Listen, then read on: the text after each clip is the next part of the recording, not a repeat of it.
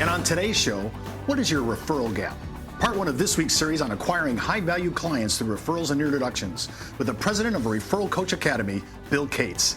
Hi everyone, I'm Steve Savant, syndicated financial columnist and contributing author to Innsmark, Life Specs, and Backroom Technician. Let's get down to business. Well, welcome to the show, Bill. Thanks, Steve. Great to be here. Bill, I'm really happy to have you here. And if you don't know Bill, and he's been around forever doing one thing, you are really a very myopic guy. You only talk about referrals and client introductions your entire career. Correct. Acquiring new clients through referrals and introductions. You have 3 books out. Yes. Referrals Now, Don't Keep Me a Secret, Beyond Referrals. You've been on Success Magazine, Entrepreneurial Magazine, Selling Power, Wall Street Journal. You've been in Money Magazine. You've been in a lot of publications. Well, I've been alive long enough, so. There you go. Well, when I think about this, you have to be addressing the number one issue in everybody's practice. It isn't about Steve's tax facts. We bring a ton of people on here with strategies of planning. We know all about the code. We know how to integrate everything we're into when it comes to full-blown estate planning, business succession planning. Everybody's got their practice up to snuff on all those things, but everybody is really weak on marketing and acquiring high-value clients. Most people are. There are some naturals in this area, but most people, as you mentioned, there's a gap between where they are and where they want to be in terms of acquiring new clients, and not just through referrals, but the actual introduction. What do you make a difference in that when you talk about it like that? Yeah, in fact, we can look at this slide here. I call it the perpetual revenue system. So we serve our clients well, we do a good job, we create what I call client engagement, and that creates the referrals, sometimes without even asking, or we ask in an appropriate manner, which we will get into, I know. And then we got to turn that referral into an introduction, because if we don't get connected, it really doesn't matter, does it? And then, of course, we got to turn that introduction into an appointment. And that appointment may be over the phone, it may be in person, but we have to meet with this person in some way. Then, of course, we have to convert that new prospect into a client. We have to make the sale, if you will. Then if we serve them well, we become referable again. So it is a perpetual flow of activity. The beautiful thing with referrals and introductions is that many clients will give us more than one. They will introduce us to more than one person. So we have this perpetual cycle, but it grows exponentially. And we know that when someone gives us a referral and comes to us through a referral, they're going to be more likely to give us referrals. So it creates that exponential growth. Bill, I noticed on your site, I looked at about 2 or 3 testimonials of leading producers in their company who were very good producers before. They were doing an adequate job, but they got into your entire referral cycle system, and they really upped their game, and now are their number. There's about 3 or 4 guys that I saw in that one alone. They're number one in their company, and they say that one of the linchpin issues for them, at least in their practice, was going through this and learning this. Yeah, and in most cases, those advisors were already highly referable. They got referrals without asking. Most people watching this program, you're getting referrals without asking, and that's a good sign. It means you're referable. And what they learned through our system is how to become more proactive and appropriately proactive. There's the referrals that are passive referrals, and then there's referrals on purpose. And that's what I teach people to do, is how to become more referable, so you get referrals without asking, and then how to be appropriately proactive. So I make the joke, so you don't look like an over-aggressive life insurance agent. I believe in life insurance. I think it's very important for proper financial planning, and you know what I'm talking about. There's a lot of old methodologies out there that are very aggressive, inappropriate. Most people don't want to look like that, so they err too far on the other side and don't do anything at all. And so I give them that happy medium of how to be proactive. Now, I've noticed when I was trolling your site, you talk about this issue of referability. Are you referable? Yes. And what if you're not, and you want to become that? What's the segue? What's the transition between? Sure. And in the next show, we're going to go deeper in that. But in the nutshell, we've got to make sure that our client sees that we're referable quickly. There are things we can do quickly in the relationship to become referable, and that's through the value that we bring. And then we stay in touch with them in such a way that maintains and increases our referability. So a barometer of your referability is that you're getting referrals without asking for them. I should, you should, everyone should be getting referrals without asking for them. That's a sign that we're bringing great value. The problem is that's usually not enough. It's not always the right people being referred to you, or it's usually not enough to build a business on. So then we have to enhance that client engagement and enhance the appropriate level of proactivity. Now, Bill, in your cycle here, you've walked us through the basics. Let's go to that next slide, if you want. And when we're talking about this, you have this kind of hierarchy of acquisition. Right. Walk me through a little bit of that. So the first level of client acquisition is word of mouth. We all like word of mouth. The phone will ring. Someone's been talking about us out there. That's good. That counts, right? We should get that. But again, not enough to hang our hat on. Not for most businesses, not enough. So the next level would be the referral, as they're typically thought about. It's, hey, Steve, call George, mention my name, et cetera, right? Kind of referred leads are often called. Sure.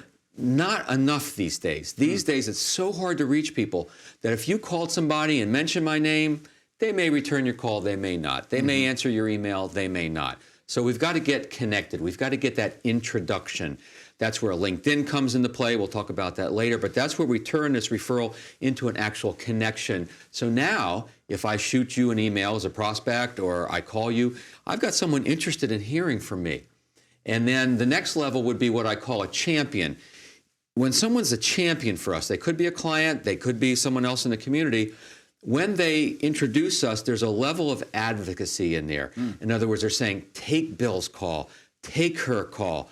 You really should talk to them. It'll be worth 5 minutes of your time. It's not a passive introduction. It's an advocate making an introduction. So ultimately, that's what we're trying to create in our book of business are these champions out there, people making great connections and advocating for us. We come back from the break. We're going to continue with Bill on a lot of this referral, which I know could really enhance your practice and build out your business. We'll be right back. It's not how much money you make for your clients, it's how much money they get to keep, especially in retirement. But retirement income could cause Social Security benefits to be taxed. One tax advantage alternative is life insurance designed as a non-modified endowment contract that can generate tax-free income without taxing Social Security benefits. These contracts offer differing funding options depending upon your client's risk tolerance. For more information on how life insurance can be part of your retirement planning, just email me at steve@downtobusiness.tv.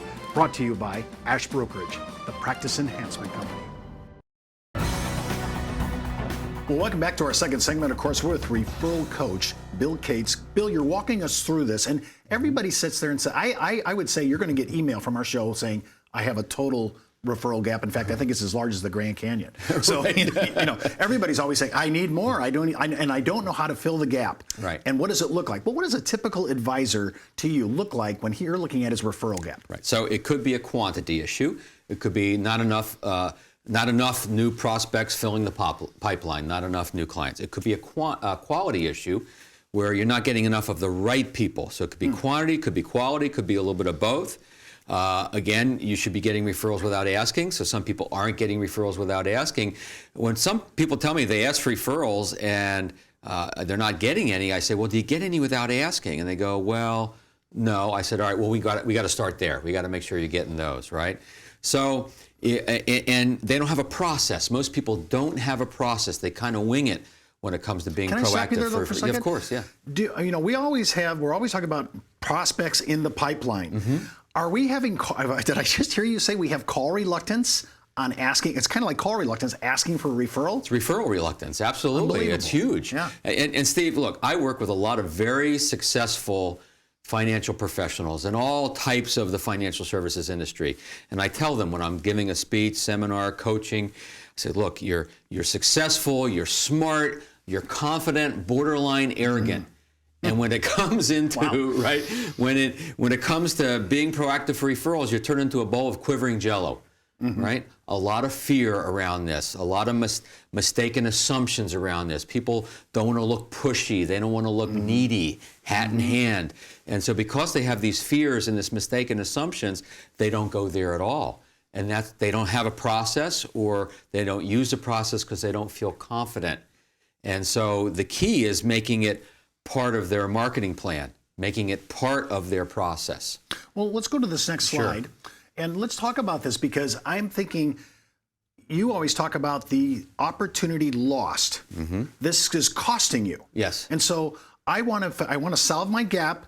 I know how now, and we're going to talk about how much it's costing us, and we better solve it because it's costing us real money. Absolutely. I need you to walk me through that, because there's mechanics here and expense loads that we're not really putting an actual pencil to. That's right. There are out-of-pocket costs in some cases, and there are opportunity loss costs. So the out-of-pocket costs would be, buying leads.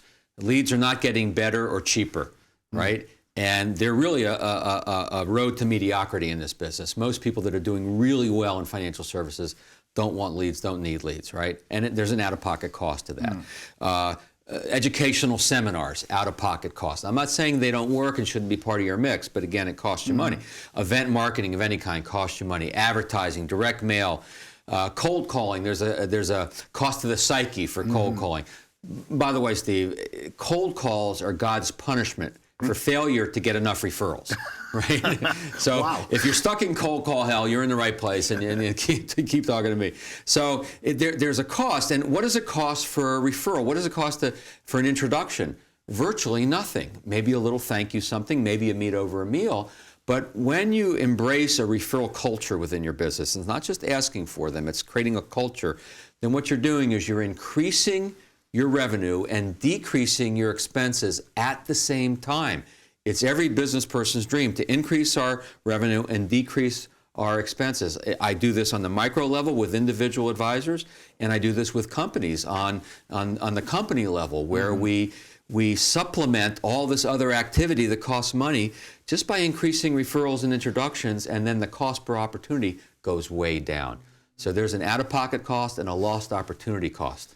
Now, when I'm trying to make my segue into your system, I mean, I'm just saying a new person, he buys your idea, sees this issue, I want to really rev up my referral machine. Right. What's his first step to really engage in this regard? Right. Well, the first thing really is, and I'll go to the next slide if you don't mind, it's the why you have the gap in the first place. In other words, the mindset, the mistaken beliefs, the assumptions. So for instance, a lot of people believe if I just serve the heck out of my clients, then they will give me enough referrals. And that's half true. If we do have to serve the heck out of our clients, and they will give us referrals, but it's not usually enough again. We have to be appropriately proactive. A lot of people see the referral process as begging, hat in hand. No, there's a way to do it coming from a place of success. A lot of people see asking for referrals as risky, a risky proposition. Well, think about that. If you believe that asking for referrals is risky, then you'll be sitting with a client who loves the work you do, sees the value, is very well connected with family, friends, community, business, but you won't even go there, will you? Because you believe it's risky. That's a limiting belief. So a lot of fear, mistaken assumptions around this. And so the first place we need to look is, what is your attitude or relationship towards referrals? Another example, are you reluctant to give referrals?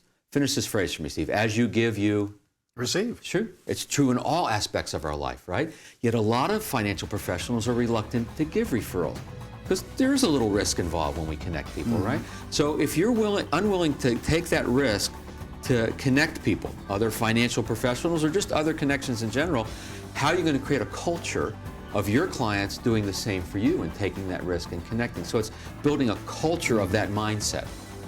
Well, that's all the time we have for today's show. Remember, before moving forward with any of the ideas on our show, always consult your tax advisor, legal counsel, or your broker-dealer compliance officer. Missed an episode? Just go out to our video archives. And remember, you could be wiser as an educated advisor. I'm Steve Savant. We'll see you tomorrow.